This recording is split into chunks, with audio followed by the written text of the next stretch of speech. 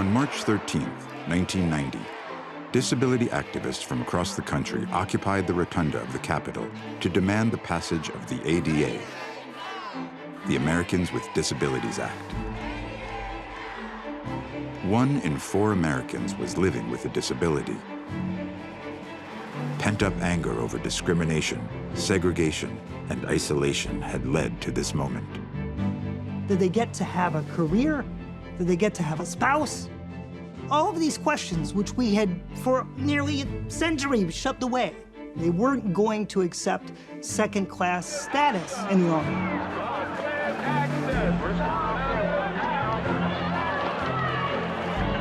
We're going to be part of this country. We're going to be part of the community just like anybody else. Who would ever thought that people with disabilities would actually be arrested for demonstrating?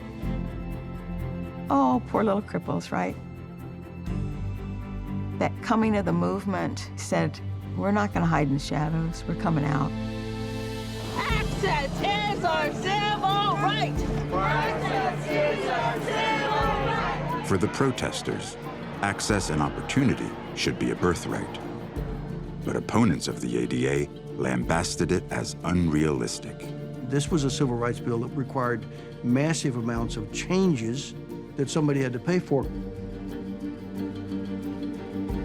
If passed, the Americans with Disabilities Act would be one of the most consequential civil rights bills in the nation's history. Civil rights aren't given. You have to fight to get them, and then you have to fight to keep them.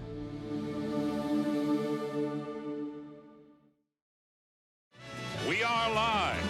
We're coming to you from the Resort and Convention Center of the world, Las Vegas, Nevada. This is the Jerry Lewis Labor Day Telethon.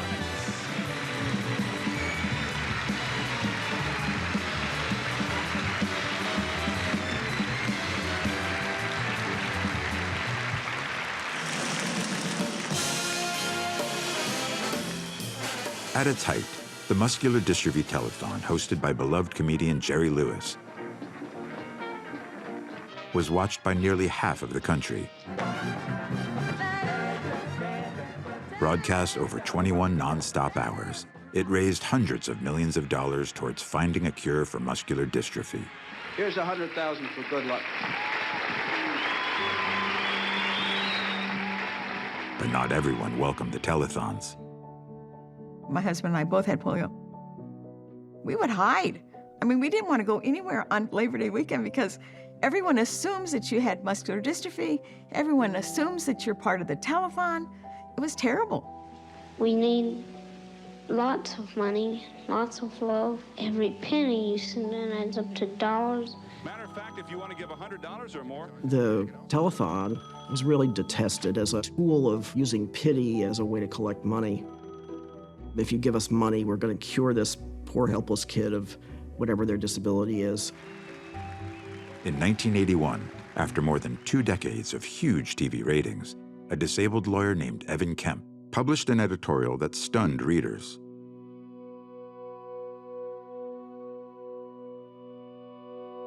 With its emphasis on poster children, he wrote, "Telethons equate disability with total hopelessness." When I was 5 and a half, I was chosen to be a poster child for March of Dimes. I was chosen because I was blonde, blue-eyed, and braced. I was like queen for a day. I was in the parade and on the float. I was in 1st grade, and March of Dimes had used my photo for a flyer to promote polio vaccines.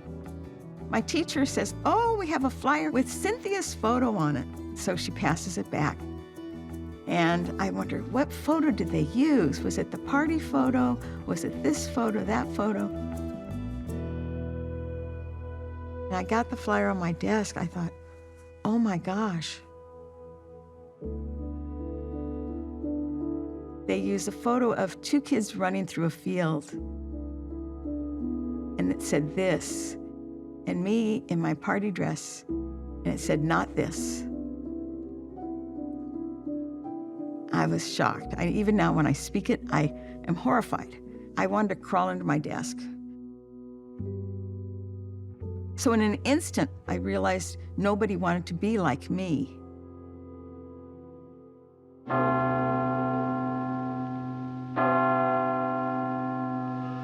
What's the matter? That eye, staring at me. Somebody's in there. It's an animal!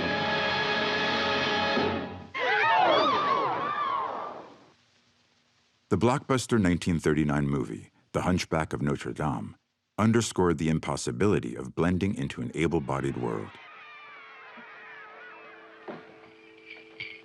When we see The Hunchback of Notre Dame, what you see is someone who wants to participate, but is pushed out, and he hides in the shadows.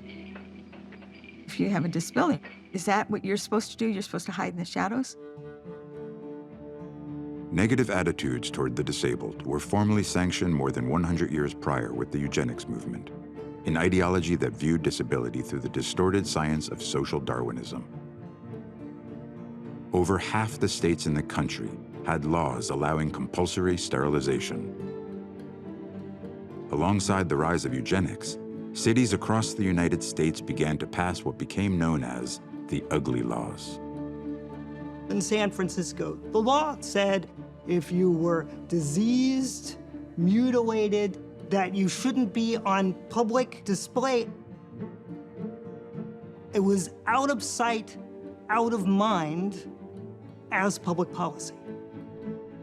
Doctors often advised families that the best place for the disabled child was in an institution, even encouraging them to never mention the child again.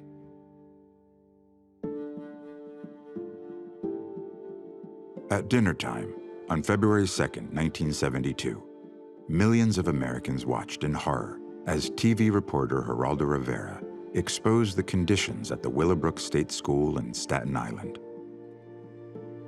Willowbrook was the largest institution in the country for children with developmental disabilities. We toured building number 6. They were making a pitiful sound, the kind of mournful wail that it's impossible for me to forget.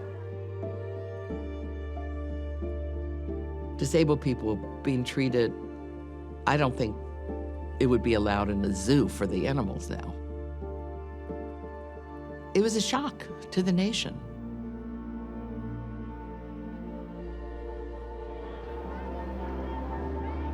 The Willowbrook exposé ignited a national movement that would lift disability out of the shadows. In California, a group of disabled college students began to envision a new way forward.